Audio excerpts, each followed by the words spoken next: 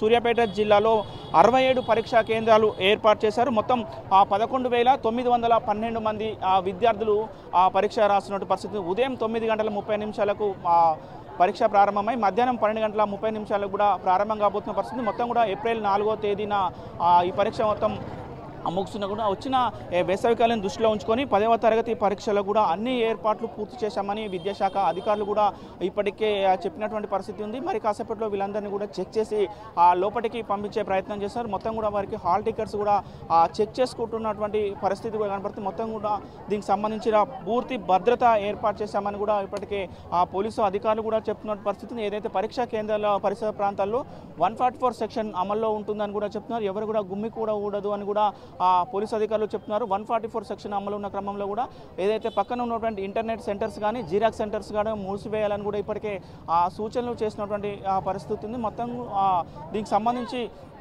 విద్యార్థులకు లోపల ఎలాంటి ఇబ్బందులు జరగకుండా కూడా ఏర్పాట్లు చేశామని విద్యాశాఖ అధికారులు చెప్తున్నారు. ఇప్పుడిప్పుడే పరీక్షా కేంద్రాన్ని కూడా విద్యార్థులు కూడా బారులు తీరుతున్నటువంటి పరిస్థితి కనబడుతుంది. మొత్తం కూడా పరీక్షా కేంద్రాలకు లోపలికి మాత్రము క్యాలిక్యులేటర్స్ కానీ అదేవిధంగా స్మార్ట్ వాచెస్ కానీ ఇదే ఎలక్ట్రానిక్స్ వస్తువులు ఏవి లోపలికి తీసుకువెళ్ళొద్దు అని చెప్తున్నటువంటి సూచనలు ఇస్తున్నటువంటి పరిస్థితి ఉంది. మొత్తం కూడా మరి కాసేపట్లో వీళ్ళందరికీ పరీక్షా కేంద్రాల్లో వీళ్ళందరినీ చెక్ చేసి కూడా లోపలికి తీసుకువెళ్ళిన పరిస్థితి ఉంది. కొంతమంది ఉన్నారు విద్యార్థులతో, వారితో మాట్లాడించే ప్రయత్నం చేద్దాం. నాన్న, ఏం పేరు నాన్న నీ పేరు?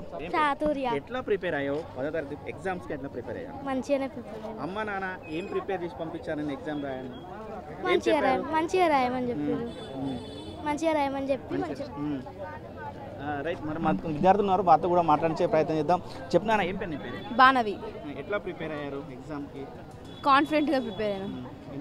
అమ్మ నాన్న ఏం చెప్పి ఎగ్జామ్ పంపించారు? భయపడకుండా అన్ని గుర్తుంచుకొని అన్ని రాయమని చెప్పారు. టైం వేస్ట్ చేయకుండా మంచి మంచి మార్క్స్ స్కోర్ చేయమన్నారు. ఎట్లా ఎట్లా ఎగ్జామ్ రాయబోతున్నారు? కాన్ఫిడెన్స్తో రాయాలనుకుంటున్నాం. చెప్పాను, ఏం పేరు నీ పేరు? విఘ్నశ్రీ విద్య. ఎక్కడ, ఏ స్కూల్? Sravanthi high school. ఎన్ని గంటలకు ఎగ్జామ్? 9:30. ఎట్లా ప్రిపేర్ అయ్యావు మొత్తం ఎగ్జామ్? మంచిగా కాన్ఫిడెంట్గా ప్రిపేర్ అయినాం. మంచిగా రాయాలనుకుంటున్నాం. మంచి మార్క్స్ తెచ్చుకున్నాం. ఎన్ని మార్క్స్ ఎన్ని వస్తాయి? 10 వచ్చే అవకాశం లేదు అంకుల్, అంత కాన్ఫిడెంట్ లేదు. అమ్మా నాన్న ముఖ్యంగా ఏం సలహాలు ఇచ్చారు? ఎలాంటి జాగ్రత్తలు చెప్పి ఎగ్జామ్ మంచిగా రాయమన్నా, టెన్షన్ పడవద్దు, ఫస్ట్ మంచిగా మిస్టేక్స్ లేకుండా అవి రాయం మంచిగా.